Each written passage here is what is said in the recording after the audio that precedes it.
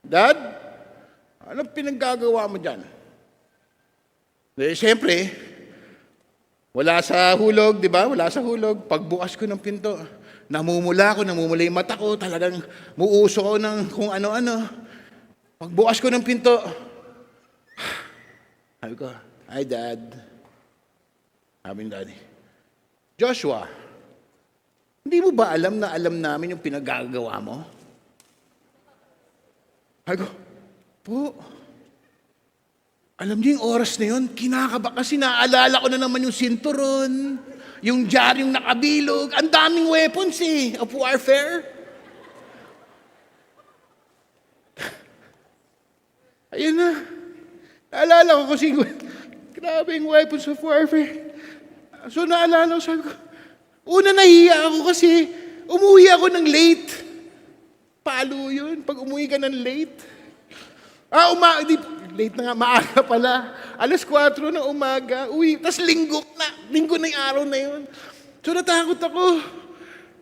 Tapos pangalawa, yung amoy ko, na niligo ko, hindi nawala. Yung isang toothpaste na ubos ko, talagang gumawa ako ng contingency plan. Kung paano ako hindi maamoy, at saka paano ako hindi makikita na medyo groggy ako. Ko, bahala na. Total, ilang taon na ako nun? 20-something na ako, no? Sabi ko, bahala na. Kung mapalo ulit ako, di tanggapin ko na lang. Saka mag-aalas 5 na rin. Pupunta sila sa church, baka mamayang gabi pa yun. Pwede pa ako maglagay ng karton sa puwet. So, nangyari, katayo na akong ganyan.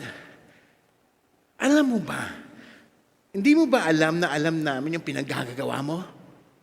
Sabi ko, ganyan pa talaga ako. Dad, ang unang lumabas sabi, "Dad, sorry, pwede ba mamaya nyo na lang ako pagalitan pag uwi nyo?" Alam mo, sabi ng tatay ko,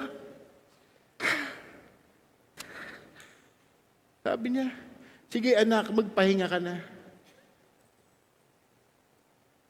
Yung sinabi niya, "Sige anak, magpahinga ka na. Mamaya na lang pagbalik namin."